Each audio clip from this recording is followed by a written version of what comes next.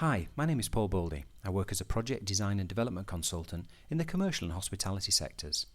I'd like to welcome you to the first in a series of short videos introducing metric analysis for hotel investments and capital expenditure projects. I've long been passionate about the use of metrics and data analysis to ensure project success, from improved communication and stakeholder engagement to maximise value and reduce risk. Metrics enable informed design and guarantee speed to market. Following my recent article on a metric-driven approach to hotel renovation design, I wanted to offer a practical demonstration of the use of metrics and how they influence the budget and return on investment. The correlation of the metrics is quite complex, so I'll be using a specially designed calculator or communicator to show how a change in metrics has a direct impact on the budget. You can see I've already added some data to the current operating and target metrics for a 250 key hotel planning a soft refurbishment.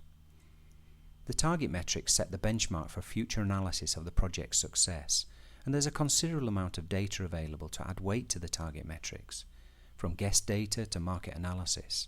These figures can be reviewed again later, and as we will see, they have a direct impact on the budget. A considered and informed view of all the metrics will inform strategy and design to ensure targets and ROI can be met. You can see that the calculator is now displaying common hotel metrics for revenue, including the increased RevPAR position. A further element to consider would be a break-even analysis for the guest rooms.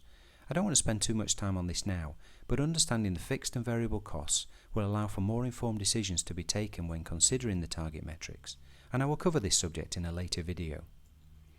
Now we need to look at the investment metrics, considering the owner's or investor's risk and asset strategy. Again, communication is key to this phase of information gathering. Let's assume we have a 12% hurdle rate or internal rate of return and a payback period of 5 years. The scope and level of renovation will dictate the practical aspects of the payback period, as it will align to the amount of budget available. With a 5-year payback, the renovation budget and therefore the scope is more aligned to a soft refurbishment. You can see that the investment metrics are starting to calculate the budget. At this point, it's worthy to note that if the work required to renovate the property is extensive and the asset strategy will allow, a longer payback can be entered to increase the potential budget. For example, a 10-year payback will almost double the potential budget, but for now let's return to the 5-year plan. Let's also consider a growth rate or inflation rate of 2%, as this will have an effect on future revenue. Finally, we can make an allowance for fees within the total budget. Let's assume 10% at this stage. This can be used to cover finance or consultants' fees, and you can see that the cost summary is displaying the construction and fee budgets. The next thing we need to consider are the phasing metrics.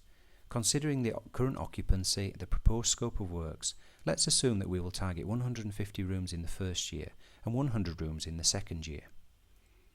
We can also add an element of recovery for the renovated rooms in the year of renovation, so let's add 3 months in each year. Phasing is wholly dependent on strategy, scope and occupancy levels for each individual project. We can now see that based on the metrics entered, there's a total budget allocation of 2.7 million, a return on investment of 49%, an internal rate of return of 12% paid back over 5 years. This is the basic use of the calculator to define a budget and ROI. Now we can start to look at some further uses and test the sensitivity analysis aligned to the budget and investment drivers. This is where the calculator becomes a communicator.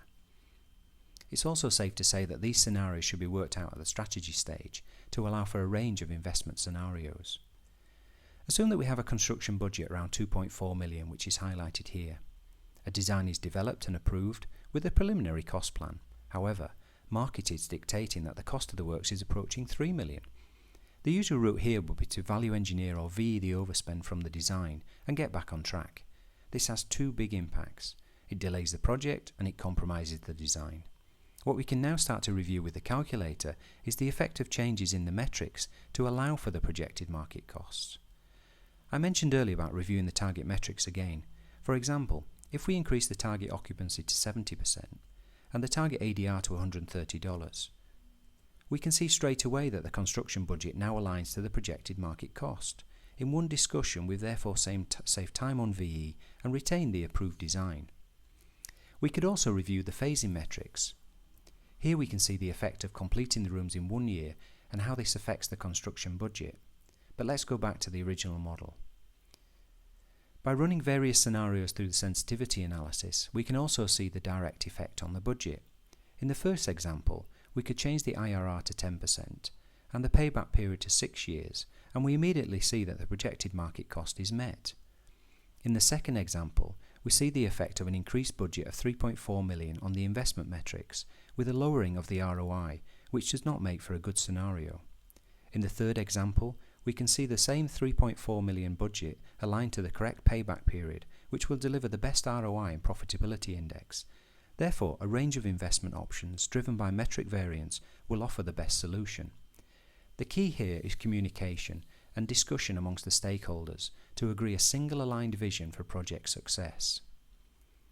Another important aspect to consider with any hotel asset is that of opportunity cost, the cost of doing nothing. The budget is driven by increased revenue from operation. Conversely, the opportunity cost is a loss of this potential revenue. You can see here, without considering any decline in occupancy or ADR, the opportunity cost is around 4 million over the investment period. This adds further weight to the case for renovation. So I hope you found the information to be useful, and you can see the powerful use of metrics to define investments and their importance in improved decision making to reduce the speed to market. I will cover a similar approach to restaurant renovations in part 2 of this series. Thank you for watching.